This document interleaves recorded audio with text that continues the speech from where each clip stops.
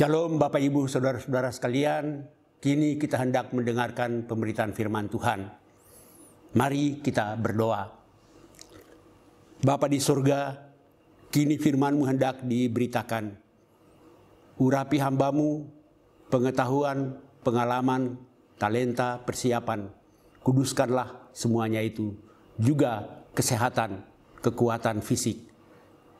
Bekerjalah melalui hamba-Mu, agar melalui hamba-Mu ini hanya pengajaran firman berdasar kebenaran Alkitab sajalah yang disampaikan.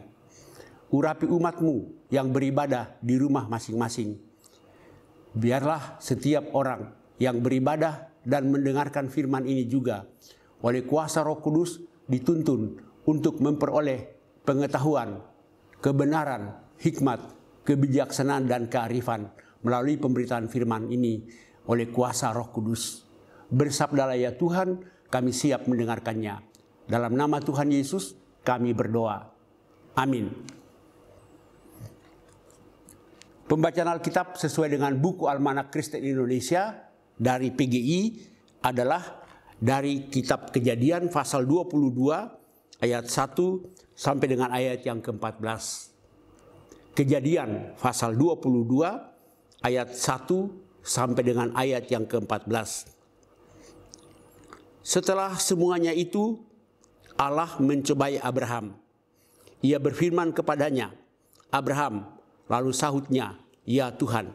Firman-Nya, ambillah anakmu yang tunggal itu, yang engkau kasihi, yaitu Ishak.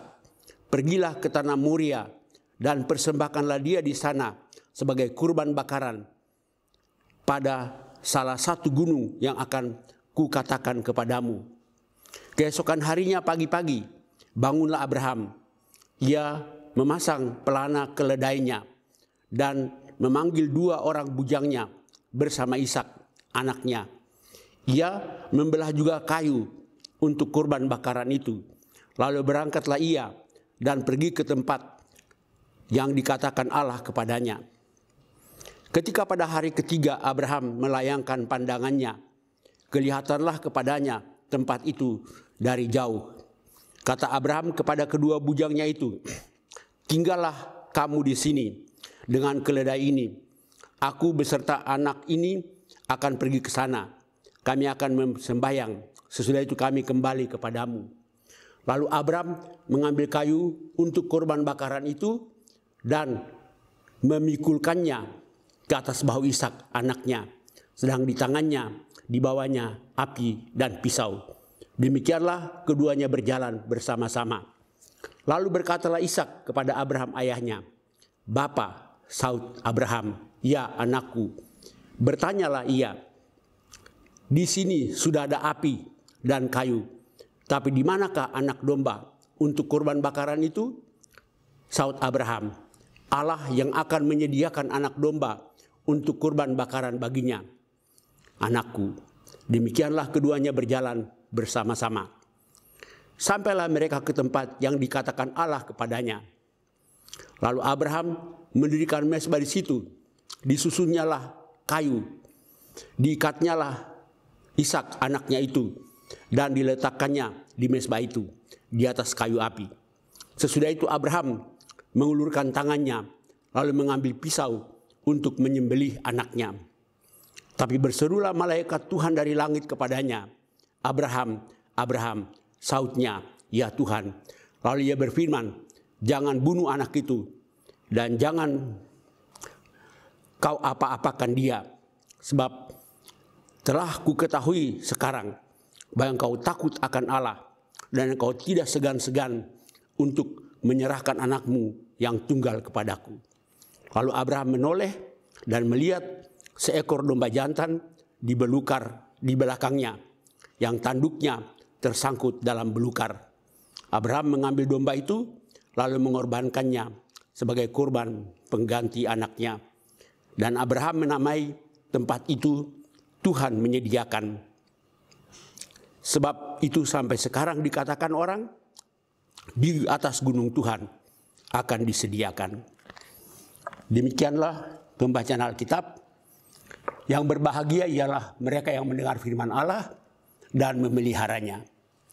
Saudara-saudara yang dikasihi Tuhan Yesus Kristus, kisah iman Abraham diuji sudah sangat terkenal. Saya tidak akan mengulangi narasinya lagi bagi kita. Tapi dari kisah Abraham diuji imannya oleh Tuhan, saya hendak melihat bahwa iman Abraham itu mengajarkan kita beberapa hal.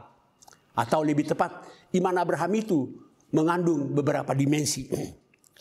Dimensi pertama ialah bahwa iman Abraham itu memungkinkan dia melepaskan diri dari sesuatu yang pasti kepada sesuatu yang tidak pasti. Bukan hanya ketika dia harus melepaskan anaknya, Abraham melepaskan anaknya, tapi juga ketika awal dia dipanggil keluar dari kampung halamannya, dari rumah bapaknya, dari negerinya, dari sanak saudaranya, pergi ke tempat yang akan ditunjukkan Tuhan. Itu saya sudah merupakan dimensi dari iman. Bahwa iman itu berarti kita berani untuk beralih dari sesuatu yang pasti kepada sesuatu yang tidak pasti. Oleh iman, Abraham mampu untuk menjelajah ke depan. Dari yang pasti kepada yang tidak pasti. Dari yang sudah ada kepada yang belum tentu ada. Iman itu adalah yang membuat Abraham itu mampu untuk melepaskan sesuatu yang pasti menuju kepada ketidakpastian. Iman itu memampukan kita untuk menjelajah ke depan kepada hal-hal yang belum ada, hal-hal yang belum kita ketahui, hal-hal yang belum nyata. Begitu juga ketika Abraham dipanggil oleh Tuhan untuk mempersembahkan anaknya, Ishak. Itu juga sama. Dia melepaskan sesuatu yang sudah pasti, yang didapatnya dengan susah payah di hari tuanya, yang satu-satunya yang dia punya, yang dia kasihi. Tapi oleh iman dia rela melepaskannya. Dia katakan dia tahu bahwa Tuhan pasti menyediakan. Maka itu berarti pula bahwa iman itu memungkinkan Abraham untuk melepaskan hal-hal yang pasti kepada hal-hal yang tidak pasti.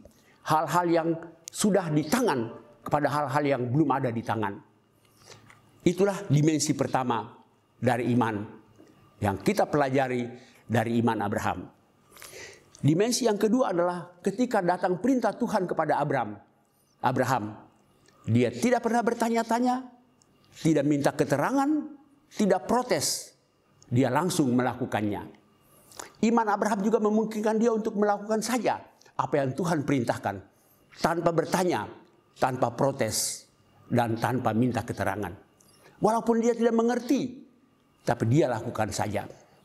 Begitu juga untuk kita saudara-saudara, iman itu memungkinkan kita untuk melakukan apa yang Tuhan perintahkan buat kita, tanpa harus bertanya, tanpa harus protes, dan mungkin tidak perlu mengerti. Dan dimensi yang ketiga dari iman Abraham ialah bahwa dia rela melepaskan yang paling berharga, yang paling dikasihinya, yang paling disayanginya. Biasanya di gereja-gereja karismatik dikatakan, marilah kita mempersembahkan yang terbaik buat Tuhan. Tapi yang terbaik itu yang bagaimana? Yang terbaik seperti yang saya sering dengar, bukanlah yang terbaik seperti yang Abraham lakukan. Yang terbaik adalah yang satu-satunya, yang sangat dikasihi, yang sangat berharga. Itu yang dikasih, itu yang dipersembahkannya bagi Tuhan. Menurut saya minimal itulah 3 dimensi iman dari Abraham. 1, sekali lagi, berani menjelajah ke depan dari hal-hal yang pasti kepada hal-hal yang tidak pasti. Yang kedua, tanpa bertanya, tanpa protes, mungkin juga tanpa mengerti, tanpa minta keterangan, lakukanlah, just do it. Dan yang ketiga, iman Abraham itu rela mengorbankan apa yang justru yang paling baik, yang paling dikasihi. Nah, 3 dimensi inilah yang menghasilkan ketaatan penuh. Tema khotbah kita hari ini menurut PGI adalah ketaatan penuh dan upahnya. Saya lebih suka mempergunakan istilah ketaatan mutlak daripada ketaatan penuh. Ketaatan penuh artinya bukan ketaatan yang setengah-setengah atau yang 3/4 atau yang 1/4. Ketaatan penuh, ketaatan mutlak. Ketaatan mutlak hanya bisa terjadi kalau kita punya iman seperti iman Abraham. Kita tidak mungkin taat secara mutlak, kita tidak mungkin taat secara penuh kalau kita tidak punya iman dengan 3 dimensi tadi, dengan 3 aspek tadi. Oleh karena itu, marilah pada renungan firman Tuhan pada hari Minggu ini, kita diingatkan untuk mengevaluasi kembali, menguji kembali iman kita. Apakah kita sudah memiliki iman seperti Abraham? Masalahnya adalah pada ketaatan. Lalu tema khotbah ini juga oleh PGI dikatakan begini, ketaatan penuh dan upahnya. Nah, ketaatan Abraham yang penuh itu, apa upahnya, saudara-saudara? Seringkali kita mendengar bahwa ketaatan itu mendatangkan berkat, mendatangkan kesejahteraan, mendatangkan bahkan kemakmuran, seperti yang diajarkan oleh banyak orang. Saya tidak mau menyebut banyak pendeta, tapi banyak orang. Kalau kita taat pada teks Alkitab, maka apa hasil dari ketaatan Abraham itu? Ternyata ketaatan Abraham itu menghasilkan justru seekor anak domba. Seekor domba jantan untuk dipersembahkan kepada Tuhan sebagai pengganti Ishak. Jadi menurut saya, saudara, ketaatan dan upahnya. Apa upah ketaatan Abraham? Upah ketaatan Abraham ialah bahwa Tuhan menyediakan.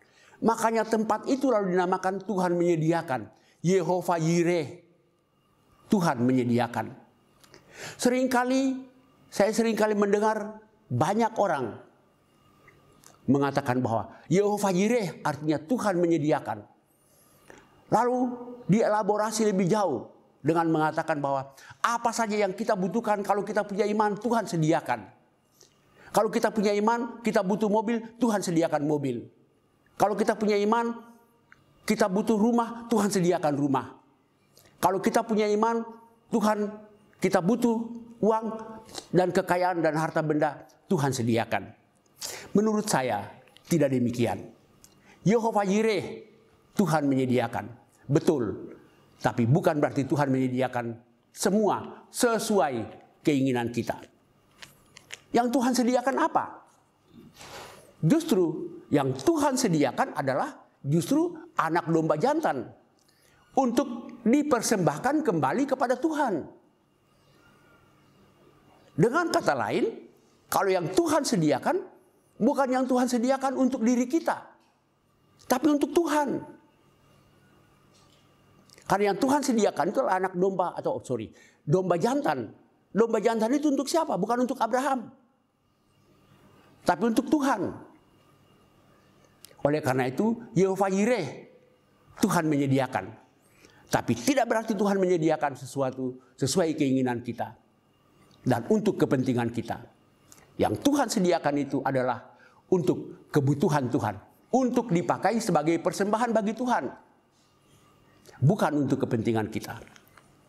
Lalu mungkin Anda berpikir begini, kalau begitu apakah apa yang saya terima dari Tuhan, saya serahkan semuanya kepada gereja, saya serahkan semuanya kepada Tuhan? Oh, bukan begitu. Namanya saja Tuhan menyediakan, berarti Tuhan yang menentukan apa yang Dia sediakan buat kita. Bukan kita yang menentukan lalu Tuhan ikut saja. Tuhan yang menyediakan, berarti Tuhan yang menentukan apa yang Dia mau sediakan bagi kita. Bukan kita minta Tuhan sediakan mobil lalu Dia sediakan mobil buat kita. Dan seterusnya. Tidak. Menurut keyakinan saya, atas pemahaman saya atas teks ini, yang Tuhan sediakan adalah apa yang Tuhan mau. Lalu mungkin Anda bertanya, kalau saya sudah terima itu dari Tuhan, apakah saya serahkan semuanya kepada gereja? Saya berikan semuanya kepada pendeta? Oh, bukan. Saya mau pakai ilustrasi ini untuk menjelaskan apa yang saya maksud. Yang paling sederhana adalah mengenai persembahan persepuluhan. Orang seringkali salah sebut perpuluhan. Menurut Alkitab bukan perpuluhan, tapi persepuluhan. Kalau Anda menerima sesuatu dari Tuhan, Anda memberikan 1/10 kepada Tuhan. Sekarang saya mau tanya, walaupun nanti saya jawab sendiri. Apa beda persepuluhan dengan pajak negara? Kira-kira begini, kalau pajak negara, Anda sudah membayar apa yang menjadi hak negara. Maka apa yang masih ada pada Anda, negara tidak campur lagi. Anda mau pergunakan suka-suka Anda, negara tidak campur lagi. Tidak begitu persepuluhan. Kalau Anda sudah memberikan persepuluhan, lalu per-90-an itu, apakah Anda boleh pakai suka-suka? Tidak. Anda memberikan persepuluhan, yang masih ada pada Anda pun Tuhan mau agar Anda mempergunakannya untuk Tuhan. Dengan demikian bukan cuma 1/10, tapi 100% untuk Tuhan. Sudah tentu bagaimana caranya. Anda yang 90 ada pada Anda beli nasi untuk makan, Anda beli makanan untuk makan, Anda sehat dan kuat, lalu Anda bekerja, menghasilkan uang, dan seterusnya. Tapi semua itu Anda lakukan sesuai dengan kehendak Tuhan. Untuk tujuan memuliakan Tuhan. Anda beli rumah supaya Anda sejahtera. Anda beli mobil supaya Anda sejahtera. Tapi semuanya ujung-ujungnya adalah supaya pada akhirnya Anda pakai itu untuk memuliakan Tuhan. Dengan kata lain, yang saya maksud adalah apapun yang Tuhan berikan kepada kita, kita pakai lagi untuk kemuliaan Tuhan. Kita persembahkan lagi kepada Tuhan. Bukan cuma yang kita kasih persepuluhan, lalu kita boleh pakai suka-suka. Apapun yang kita mau, keinginan kita, sekalipun bertentangan dengan kehendak Tuhan. Itu contoh untuk yang saya maksudkan. Bahwa yang Tuhan menyediakan bagi kita, bukan untuk kepentingan kita, tapi untuk kepentingan Tuhan. Tuhan menyediakan anak domba itu, bukan untuk kepentingan Abraham, tapi untuk kepentingan Tuhan. Yehova Yireh, Tuhan menyediakan. Sekali lagi, bukan berarti Tuhan menyediakan sesuai dengan apa yang kita tentukan, tapi Tuhan menyediakan berarti apa yang Tuhan tentukan, yang Dia sediakan buat kita. Kalau Anda bertamu ke rumah saya yang menentukan, saya yang menyediakan apa bukan? Pisang goreng, teh, roti. Bukan Anda yang menentukan, saya mau datang ke rumah Bapak, tolong siapin bir, misalnya. Tidak. Begitu ilustrasinya. Nah, saudara-saudara, tema khotbah kita hari ini sesuai buku Almanak Kristen Indonesia adalah ketaatan penuh dan upahnya. Mungkin Anda bisa bilang begini, saya sudah taat tapi saya tidak mengalami upah berkat dari Tuhan. Ada dua kemungkinan. Coba Anda evaluasi diri Anda. Mungkin saja ketaatan Anda belum penuh. Masih setengah-setengah, masih 3/4, bahkan mungkin masih 1/4. Atau mungkin saja Anda sudah taat penuh, dan Tuhan sudah memberikan apa yang Tuhan sediakan bagi Anda, tapi Anda lebih fokus pada apa yang Anda inginkan, sehingga Anda tidak melihat bahwa Tuhan sudah menyediakannya. Karena yang Anda lihat bukan apa yang Tuhan sediakan, tapi apa yang Tuhan mau, atau apa yang Anda mau Tuhan sediakan bagi Anda. Oleh karena itu, saudara-saudara yang dikasihi Tuhan, pada hari Minggu ini, kalau saya tidak salah hitung, ini adalah ibadah yang ke-19 kalinya, ibadah umum ya, yang kita lakukan di rumah. Kalau saya tidak salah hitung, nanti hitung sendiri. Tapi kalau saya tidak salah hitung, termasuk dalamnya adalah ibadah kenaikan, ibadah Jumat Agung. Di masa wabah corona ini, seringkali kesulitan membuat iman kita goyah. Dan kalau iman kita goyah, ketaatan kita juga goyah. Dan kalau ketaatan kita goyah, cara pandang kita tentang Tuhan menyediakan berkat bagi kita juga berubah. Tidak sesuai dengan kehendak Tuhan. Oleh karena itu, pada hari Minggu ini, di tengah-tengah kondisi kita yang sangat dipengaruhi oleh wabah virus corona ini, kita diingatkan agar mari tetap taat penuh kepada Tuhan. Jangan taat setengah-setengah, jangan taat seperempat, jangan taat 3/4, taat full. Dan supaya dari taat yang full itu, kita mengalami upah dari Tuhan. Sekali lagi, upahnya adalah upah yang disediakan Tuhan. Karena itu terima apa saja yang Tuhan berikan bagi kita. Dan karena itu, saya mau menutup khotbah saya. Saya seringkali bersama Ibu Pendeta Tias, Bapak dan Ibu Kasodu, sekarang dengan mahasiswa-mahasiswa Sekolah Tinggi Filsafat dan Teologi Jakarta, kami seringkali memberikan postingan-postingan di WA, santapan-santapan rohani, juga saya seringkali memberikannya. Dan saya sering mengutip dari beberapa renungan harian. Dan saya menutup khotbah saya dengan mengutip sebuah renungan dari buku renungan Ways of Life. Dan kutipan itu yang saya mau pakai untuk menutup khotbah saya. Tuhan tidak membutuhkan bantuan Anda. Tuhan membutuhkan ketaatan Anda. Amin.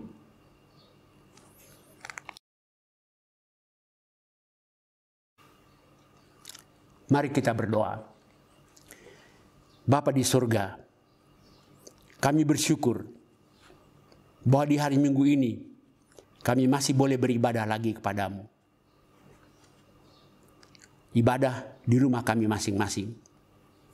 Kami bersyukur untuk perkembangan ilmu pengetahuan dan teknologi yang memungkinkan kami untuk sekalipun kami beribadah di rumah, namun ibadah itu bisa dijalankan baik secara online, secara daring, maupun melalui teks-teks yang dibagikan ke rumah-rumah.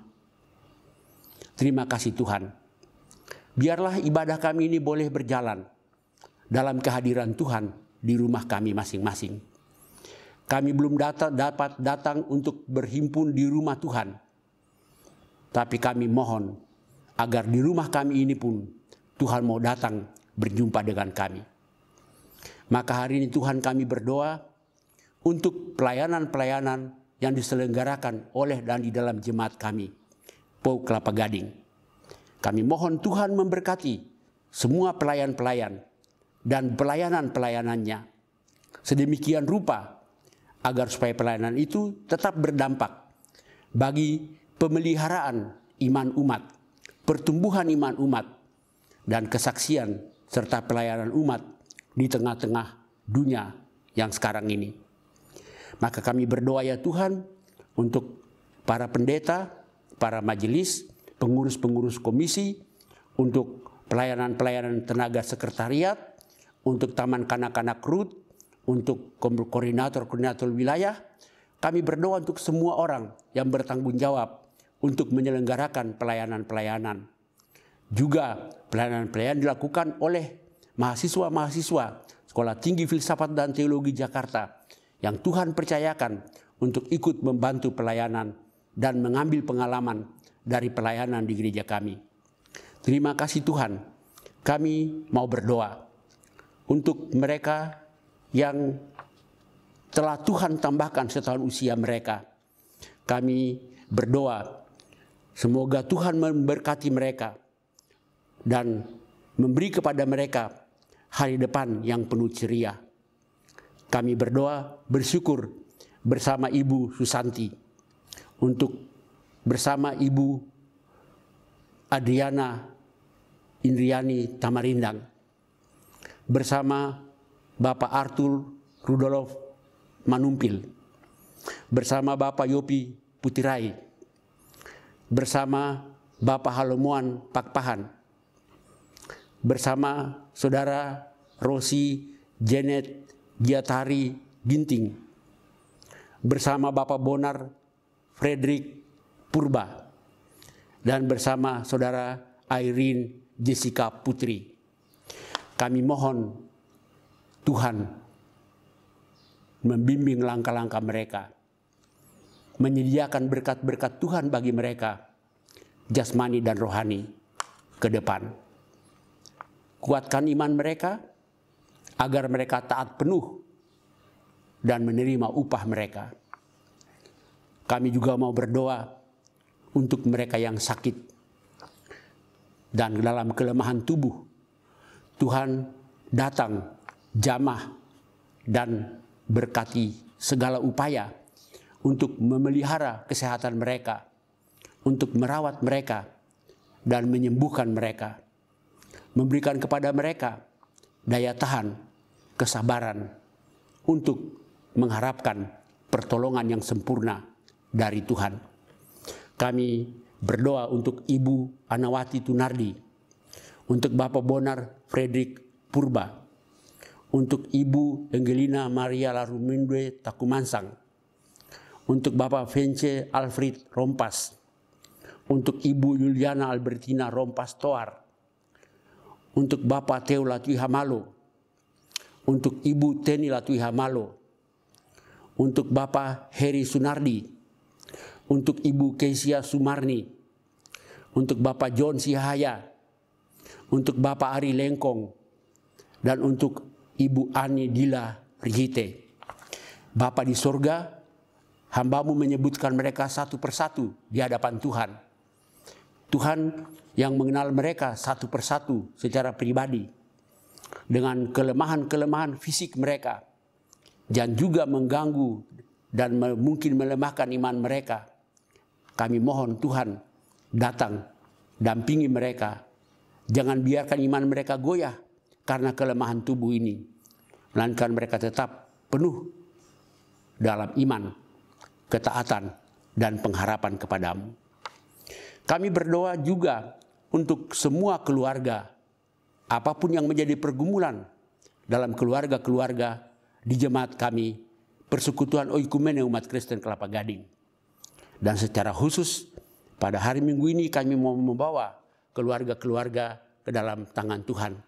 Keluarga Sakarias Wahyu Nugraha Lengkong, keluarga Grant Siahaya, keluarga Josephine Sulklifi Kaunang, keluarga Irene Yohana Nelwan Sumendap, keluarga Alexander Arnold Ranti, dan keluarga Janus Neville Bangun. Tuhan, secara khusus kami doakan mereka. Kami tidak tahu apa yang menjadi pergumulan mereka, kerinduan mereka, harapan-harapan mereka. Engkau yang tahu, Engkau yang memenuhi apapun yang mereka butuhkan. Engkau juga yang memberikan apa yang terbaik bagi mereka. Bapa di surga, kami berdoa untuk bangsa dan negara kami. Kami mohon Tuhan memberkati pemerintahan kami dari pusat sampai ke pelosok-pelosok. Berikanlah komitmen yang kuat bagi pemerintah kami untuk berpegang pada kebenaran, pada komitmen untuk menegakkan keadilan, terutama di tengah-tengah wabah corona ini. Kami berdoa untuk segala upaya pemerintah kami menangani wabah ini, baik dengan dampak kesehatannya, dampak sosial, dampak politik, dampak ekonomi. Kami mohon Tuhan, berikanlah hikmat dan kebijaksanaan kepada pemerintah kami.